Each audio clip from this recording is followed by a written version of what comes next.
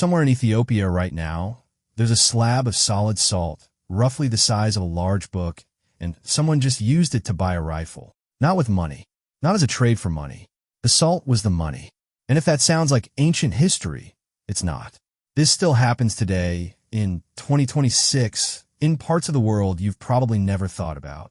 For most of human history, salt wasn't a seasoning you sprinkled on eggs. It was survival. It was currency. In some places, it was worth more, pound for pound, than gold.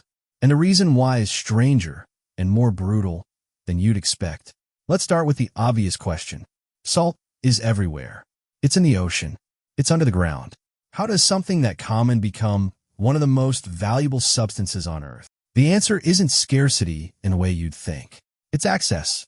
Salt occurs naturally almost everywhere, but usable, extractable, transportable salt did not. Mining it, evaporating it, hauling it across deserts and mountains, that took labor, time, and infrastructure most civilizations barely had.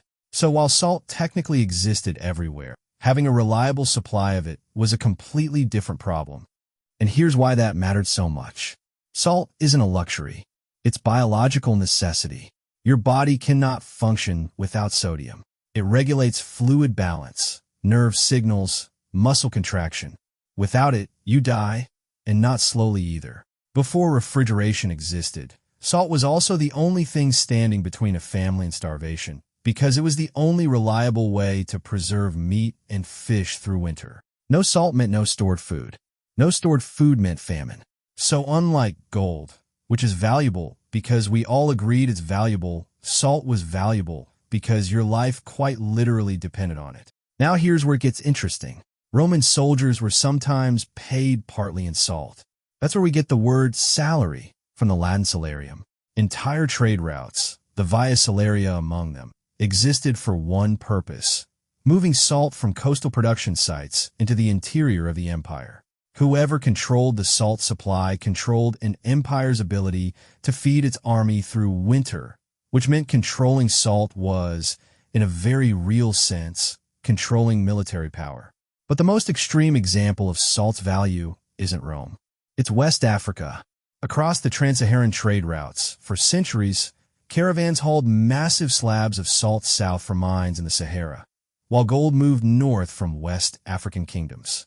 And in certain trades, at certain points, the exchange rate was staggering. Salt, ounce for ounce, was traded for equal weight in gold. Not a fraction of the price. Equal weight. A society sitting on some of the richest gold fields in the world was willing to trade that gold, pound for pound, for slabs of dried mineral. Because gold could not keep you alive through a famine, and salt could. And this wasn't a one-time anomaly. It sustained entire kingdoms. Timbuktu grew wealthy specifically as a hub of the salt-for-gold trade. Empires rose on the back of controlling salt routes the same way later empires would rise on oil. So why did that ever stop? Why is salt now something you buy for a couple dollars at any grocery store without a second thought? The honest answer is industrialization broke the monopoly. Once large-scale mining, rail transport, and modern evaporation techniques emerged, salt stopped being scarce in any meaningful sense.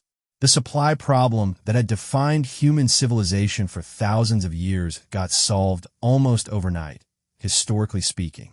And when the supply problem disappeared, so did the value. Salt didn't become less useful. It became less rare. And rarity, not usefulness, is what had been driving the price the entire time.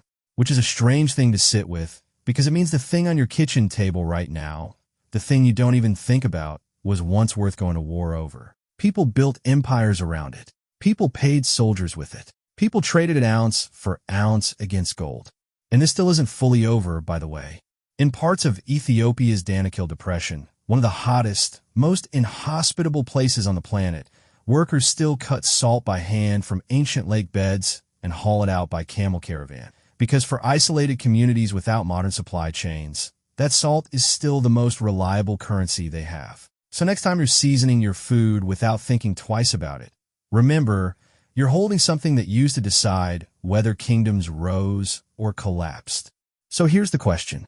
If civilization collapsed tomorrow and money stopped meaning anything, would you rather have a stockpile of gold or a stockpile of salt? Comment below. I genuinely want to know,